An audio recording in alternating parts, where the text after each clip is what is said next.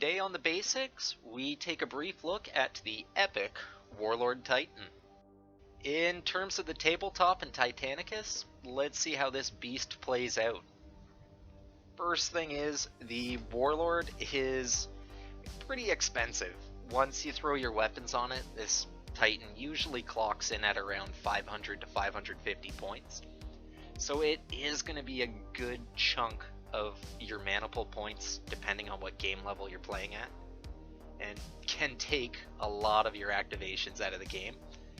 It has one more reactor and one more shield position than the smaller Reaver, making it the current king of the battlefield, since we're still waiting on the War Master to come out.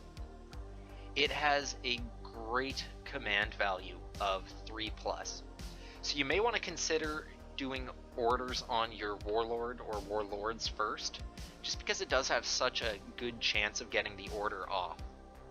It's got really strong armor across all of its positions, including its weapons. It's actually pretty hard to disable its weapons. It's basically the Honda Civic or Lego of Titanicus.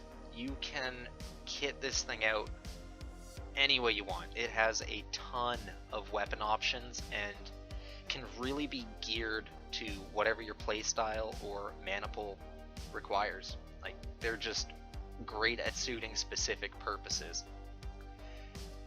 Speaking of weapons, something you don't want to forget about is the Ardax defense cannon. These are the little guns kind of under its shoulder armor. They're like an auto defense system. They've actually got a decent range, somewhere I think 6 inches. They're really good for shooting at things like knights that are running in to stab you with their chainswords, or warhounds that are getting too close. It's so easy to forget, but just try and remember that those guns are there and they really can help you out when you're in a bit of a jam. The downside of the Warlord, and this is really the thing that kind of cripples it, it is slow. This beast has almost 0 mobility, and it can be really hard to get your guns on targets and move this thing into positions where it can help you out most. Because it is so immobile and hard to move around, you may want to consider activating a Warlord later in the phases. This will just allow you to get your guns where you need them. So you would want to say wait for your opponent to move that Warhound Titan and then move your Warlord so you can get all of its guns on, including the carapace weapons, which can be tricky. Something that also helps and is easy to forget, this Titan comes in at scale 10, meaning if you actually do have to use smash attacks with it, it's got the potential of doing some pretty good damage. And don't be afraid of smashing as opposed to taking a melee weapon. Obviously the melee weapons would be better, but that smash attack is there if you need it. For the rest of the video, I'm just going to take a look at a few common Warlord Titan builds. These are by no means all of them. The builds for this Titan are pretty much unlimited, but there may be a few you want to take a look at and consider for yourself. Because of the Warlord Titan's mobility issues, you're generally going to want to use it in one of two ways. You're either going to want to leave it in your deployment zone and support the rest of your Titans, or have it in the midfield and kind of harass targets of opportunity. The Backline Support build, this is one of those builds you want to stay on your side of the board in your deployment zone and just throw shots down the board wherever you can. The loadout is the paired Apocalypse missile launchers, a volcano cannon, and a quake cannon. You would want to use the missile launcher for shooting targets you can't see and generally dropping shields of your opponent's Titans. The volcano cannon is pretty much as high strength as it gets. This thing will melt armor. It's great for putting damage on Titans. And because of its high strength and it being a template weapon, it's actually really good against knights as well. The quake cannon Has, again, a very good range, just like the Volcano Cannon. It can reach some things pretty deep in the board. It's got a pretty respectable strength, and once again a template weapon. Where the Quake Cannon shines though is its two traits, Concussive and Quake. Concussive can mess with your opponent's ability to turn, because it'll just totally change the facing of whatever this cannon hits. And the Quake Cannon, the Quake trait, can really mess with your opponent's ability to move their Titans. Between the Quake Cannon and the Volcano Cannon, these two weapons have some really good synergy. I should mention, with this build, you're almost always going to want to give a Backline Support Titan a first fire order on at least the first turn, maybe turns 1 through 3. A good thing about this build is it's pretty low reactor use. You're really only going to be pushing the reactor for firing the Volcano Cannon, and maybe pushing for some turns to get your weapons on target. It doesn't really have that much defense when it comes to close combat, so this build can be prone to getting attacked by knights and outnumbered by warhounds. You're really limited to just using the Ardak's defense array and smash attacks. Another big drawback is, because both of its main cannons are blast weapons, you actually don't really have any ability to do called shots. I mean, you could do it with the missile launchers, but they're such low strength, it's not really going to do any damage where you need it. The next loadout worth talking about is the Midfielder.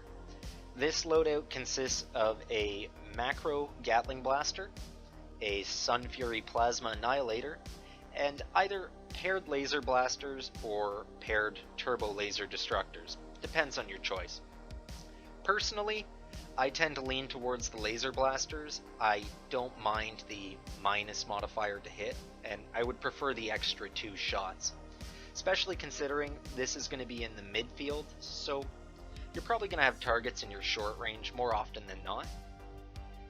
The other good thing about the loadout is all of these weapons have pretty much the same range. If you can hit a opponent with one weapon, odds are pretty good you can hit that opponent with everything you've got. Another good thing about the loadout is every single one of these weapons can be used for called shots.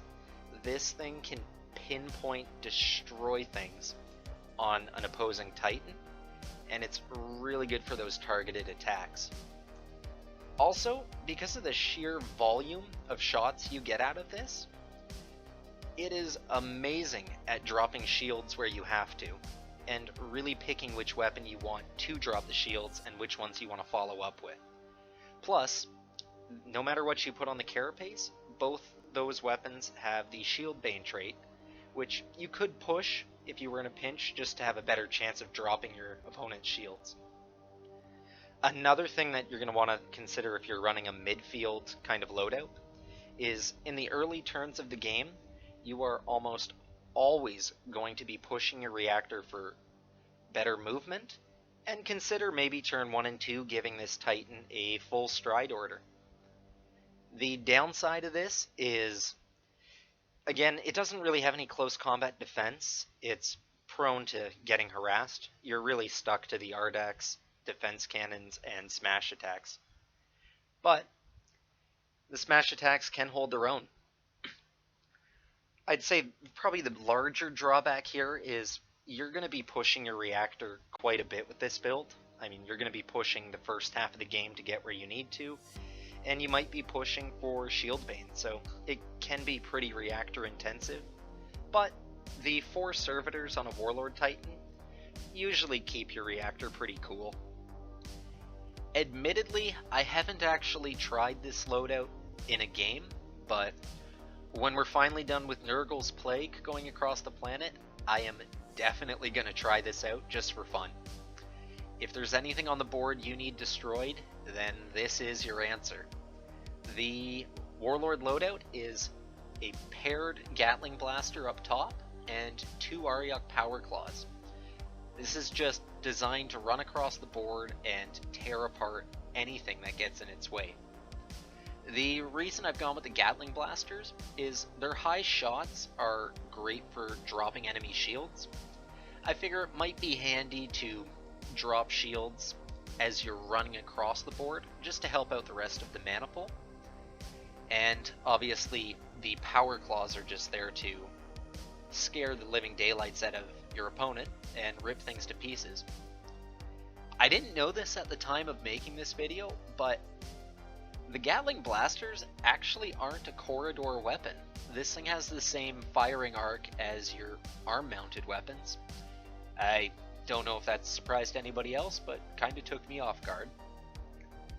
So the answer is, like I said, you're going to be running this at your opponent, so you are going to be pushing your reactor like crazy for extra movement for probably the first 1 to 4 turns, and you may be pushing your reactor for voids to full just to keep your shields up as you run in. The good thing about this loadout though is your opponent is either going to have to engage it or ignore it at their own risk, and this thing can become an issue very fast when it gets in there on their side of the board. So generally, this loadout is a total gun magnet, but it's a Warlord, it can take the abuse, and when it closes with the enemy Titans, this is going to be scary. Biggest downside for me is it's going to be pretty expensive points wise for what it does, but because it's so durable, it is a problem your opponent's going to have to deal with. I am officially digging into my own toolbox with this one. I call these the Super Friends. It's 2 Warlord Titans, both of them with missile launchers, one with a volcano cannon and quake cannon, the other one with a volcano cannon and power claw. These are 2 Warlords that never leave my deployment zone. They're just there to support the rest of my mana pool and do as much damage as they can. The missiles for shield dropping, volcano cannons for anti-armor, anti-knight with the templates, giving you some good double hits on opponent's Titans. The quake cannon is really there just to mess with my opponent's ability to achieve their mission objectives. The concussive trait's really good for spinning their Titans around, forcing them to do turns they don't want to, and the quake trait is great for slowing them down. If I notice my opponent rushing a Titan to my side of the board or rushing Titans straight into my Warlords, I usually prioritize them and start shooting them with the quake cannon to slow them down. This weapon's really one of my go-tos when it comes to Warlords. I love the quake cannon. The power claw is really just in here for self-defense. Because these Warlords are so expensive, you can't afford to really assign another Titan around them to babysit them, so they have to be self-sufficient. The power claw's there to beat up on anything that gets too close, and potentially intercept something coming in, allowing the other Warlord to keep doing what it needs to do. The downside of this loadout is it's really expensive. You're not going to have much left, depending on what game level you're playing at. The Warlords just stay in your backfield. It's not like they're going to be aggressive to anything in the midfield. And there is 0 ability for called shots. Now, I get around this because the Warlords are really a support element for me. I love them to death, but they're support. These guys just do damage where they can, and they drop shields everywhere. And I typically kit out my other Titans to do the precision shooting required. That was hopefully a good look at the Warlord Titan. What do you guys think of the Super Friends? They've been fantastic for me in the games I've used it. And how are you using your Warlords? What are your go-to loadouts? If you think I missed anything, fire it in the comments below. I'd love to hear from you guys. Thanks for sticking in to the end, and I'll catch you next time.